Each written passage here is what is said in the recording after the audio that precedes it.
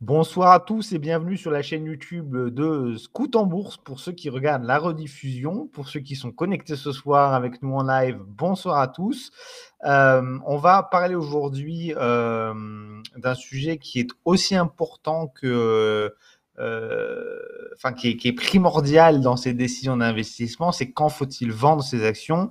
On pense souvent à quand il faut les acheter, à quel prix il faut acheter, dans quelles conditions, comment. On pense souvent à mettre en place des stratégies pour acheter.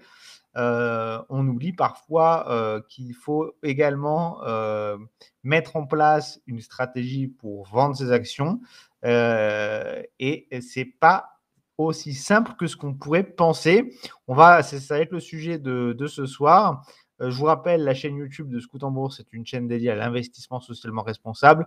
On parle de tout ce qui touche à l'investissement en bourse, l'investissement d'ordre général, dans des fonds d'investissement, l'investissement immobilier, mais avec toujours comme volonté d'essayer d'apprendre à faire de l'investissement une activité sociale et positive pour l'humanité, pour la planète. Alors, comme je le disais ce soir, sujet important, quand vendre ses actions. Il y a beaucoup d'investisseurs qui arrivent à trouver finalement de très bons points d'entrée sur les marchés, et quand il s'agit de vendre, vont faire un certain nombre d'erreurs. Alors, avant de démarrer ce webinaire, pour ceux qui regardent la rediffusion, surtout sur YouTube, je vous conseille, avant de regarder cette vidéo, de revenir sur 2 vidéos qui ont déjà été enregistrées. La vidéo qui concerne les stratégies passives dynamiques et la vidéo dans laquelle on déterminait quelle approche il fallait choisir entre le trading ou l'investissement. Bien sûr, vous pourrez comprendre ce dont on va parler ce soir sans avoir vu ces vidéos, mais je vais souvent faire référence à des sujets qu'on a déjà abordés dans ces 2 vidéos. Donc, le mieux, c'est de les regarder. Alors, comme beaucoup de choses, c'est une question d'objectif, et tout va découler de là. En fait, en tant qu'investisseur, si vous revenez sur les vidéos précédentes, justement, on disait qu'il fallait se fixer des objectifs. Alors, si vous êtes sur une stratégie de trading, et si vous êtes dans une approche trading, on va plutôt partir sur des objectifs de prix. Donc ça, il faut revenir sur la vidéo justement dans laquelle on a abordé cette problématique-là.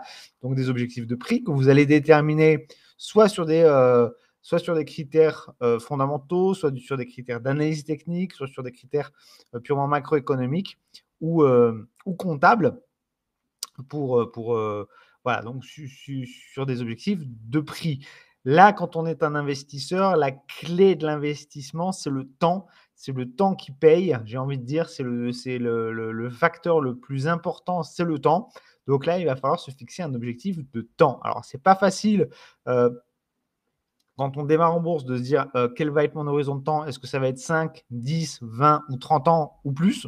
C'est pas facile à déterminer, mais il faut absolument faire cet exercice, se dire voilà, moi j'investis en bourse. Pourquoi est-ce que j'investis en bourse? Pour, par exemple, financer un projet à court terme, à 5 ans, par exemple, qui peut être un achat immobilier, un achat de voiture, n'importe quoi.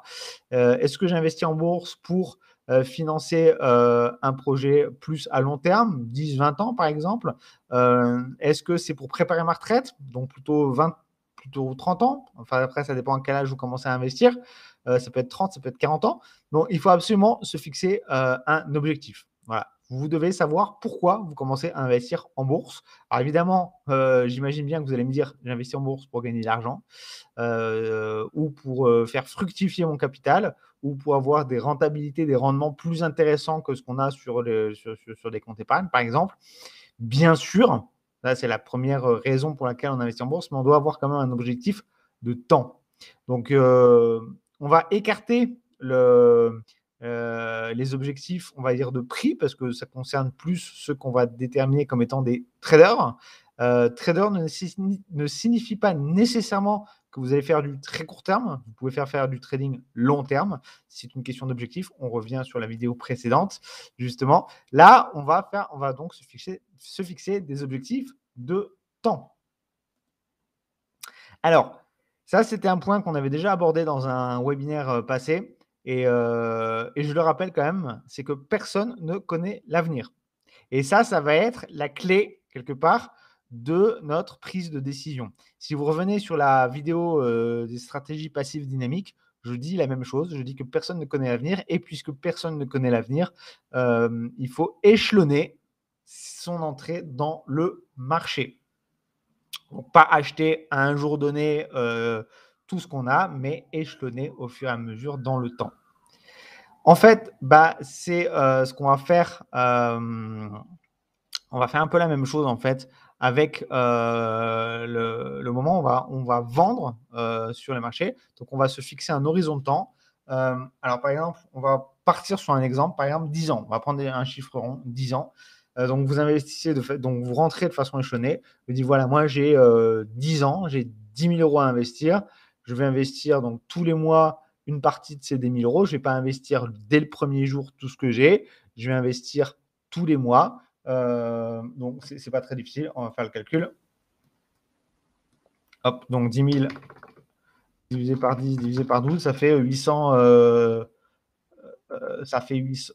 Non, j'ai une bêtise. 10 000, j'ai fait une erreur. Divisé par 12, divisé par 10. Ça fait 80 euros, 83 euros par mois. Donc, plutôt que d'investir d'un coup tout mon capital, je vais investir 83 euros par mois.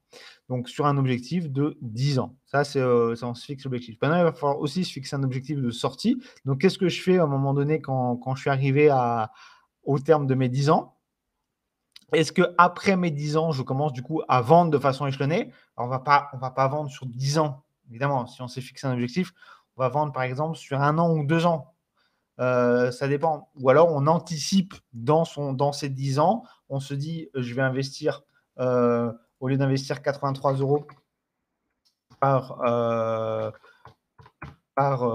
mois, je vais investir 104 euros par mois pendant 8 ans. Et après, sur les 2 dernières années, je vais vendre petit à petit mes actifs. Donc, on se fixe un horizon de temps. Alors, ça peut être, je peux très bien dire, moi, c'est 10 ans et après 1 an pour tout liquider. Ou 2 ans pour tout liquider. Ça peut être 8 ans plus 2 ans pour tout liquider. Ça peut être 9 ans plus 1 an pour tout liquider. Enfin, faut anticiper. Et de la même manière, comme je le dis, comme on ne connaît pas l'avenir, comme on ne peut pas prédire ce qui va se passer, ça n'a pas de sens de se dire je vais tout vendre à un moment donné, à moins que ce soit une décision mûrement réfléchie, de se dire moi je prends le risque à un moment donné quand on va arriver à telle date de tout vendre, peu importe si d'après le marché monte ou baisse, parce que je vais avoir besoin de mon argent à cette date-là précise et de tout mon argent pour financer un achat immobilier, une voiture ou autre. Enfin, en tout cas, il faut se fixer des horizons de temps, il faut se fixer des objectifs, il faut y réfléchir en amont. Il ne faut pas se dire j'investis en bourse et puis on verra bien. On verra bien. Bon, pour le moment, j'achète, c'est du long terme. Même si c'est du long terme, il faut y réfléchir en amont, se fixer une stratégie. Ensuite, ce que je recommande, donc voilà, donc de vendre de façon échelonnée. Donc, ça va vous permettre finalement d'optimiser votre façon de votre prise de bénéfice. Voilà. Alors, j'ai une question sur le chat. Alors ça, c'est une excellente question. C'est une question qu'on me pose souvent. Que ce soit sur ce que je vous explique là, sur le moment quand vendre les actions ou sur les stratégies passives dynamiques, donc la vidéo que j'avais déjà fait avant, on me demande souvent, est-ce que si j'utilise cette stratégie, cela signifie que je suis sûr de gagner?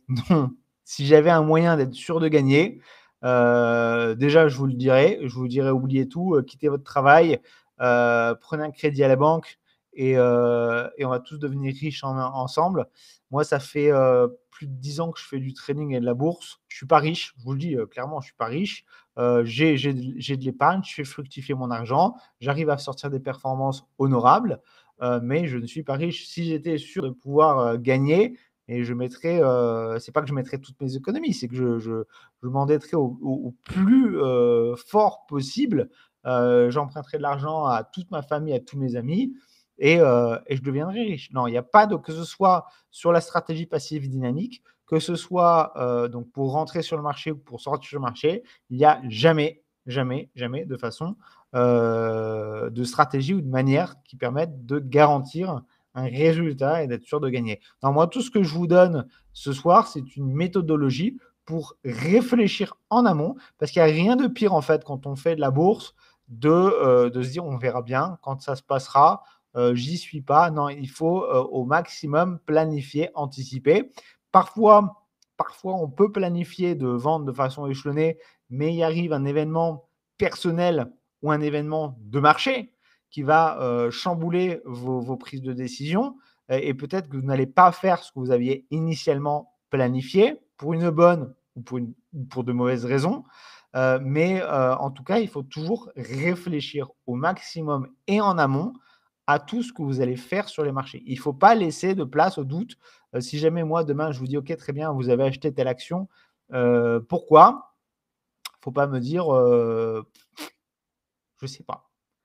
Parce que j'ai un feeling. Souvent, les gens disent: «Parce que j'ai un bon feeling». Non, parce que, c'est une valeur sur le défensive, par exemple, parce que c'est une valeur ESG, parce que c'est un secteur d'activité qui sera porteur dans l'avenir, parce que j'ai un projet à financer, parce que je vais garder cette action de 10 ans, parce qu'au bout de 10 ans, je vais vendre une partie des actions ou voilà. Il faut vraiment, être en mesure de pouvoir répondre à toutes les questions qu'on pourrait vous poser, tous les pourquoi qu'on pourrait vous poser. Pourquoi? Parce que ça va vous permettre d'anticiper. L'anticipation est très importante. Alors, ça, c'est le dernier point sur lequel qu'on va aborder ce soir. Moi, j'ai pas de réponse, hein, je suis désolé, à vous dire, comment devenir riche. Il y a des gens, il y a des youtubeurs que sur YouTube ou sur TikTok ou sur Facebook qui vont vous promettre, de vous donner la stratégie qui va vous permettre de gagner. Il y a pas de stratégie qui permette de gagner à coup sûr, sinon ça se saurait et voilà. Alors, la gestion des dividendes, ça peut être un moyen, très, intelligent, de gérer sa sortie, du marché. Alors vous le savez, les dividendes, on a fait une vidéo il y a la semaine dernière sur les dividendes. Les dividendes sont détachés de la valeur de l'action. Donc c'est-à-dire vous avez une action qui vaut 10 €, on verse 1 € de dividende, le lendemain l'action vaut 9 € et vous avez reçu 1 €. Donc ce que vous pouvez faire, donc moi ce que je recommande de faire en général, c'est quand on a une stratégie, passive dynamique, donc quand on est, sur les marchés pour capitaliser et pour faire fructifier son capital, c'est de réinvestir les dividendes. Donc, les dividendes que vous recevez, vous les réinvestissez. Alors si vous investissez via des ETF, vous avez des ETF qui, réinvestissent automatiquement les dividendes. Si ça n'est pas le cas, vous pouvez les réinvestir vous-même. Donc, à chaque fois que vous percevez des dividendes, vous les réinvestissez pour acheter plus d'actions. Donc ce qu'on peut imaginer, et c'est une bonne méthodologie, c'est de se dire: «Voilà, moi j'ai un horizon de temps de 10 ans pour investir. Pendant les 8 premières années, je vais réinvestir les dividendes ou pendant les 7 premières années, je vais réinvestir les dividendes et sur les 2 ou 3 dernières années, je ne vais plus réinvestir les dividendes». Ça va vous permettre finalement de récupérer du cash petit à petit et entre guillemets, je dis bien, de commencer à solder vos positions. Tous les dividendes que vous allez recevoir, ça sera du cash qui sera décaissé de votre portefeuille boursier si vous voulez et vous pouvez, à ce moment-là, commencer progressivement à, entre guillemets, «retirer» votre investissement. Donc ça, une méthodologie que moi je recommande. Donc, fixez-vous un objectif, une date à partir de laquelle vous n'allez plus réinvestir les dividendes et vous allez commencer à comme on dit en anglais, à cash out. Donc vous allez vraiment retirer récupérer du cash et après vous mettrez en place votre méthodologie de vente échelonnée. Alors, j'ai pas mal de questions sur le chat. On va brièvement y répondre.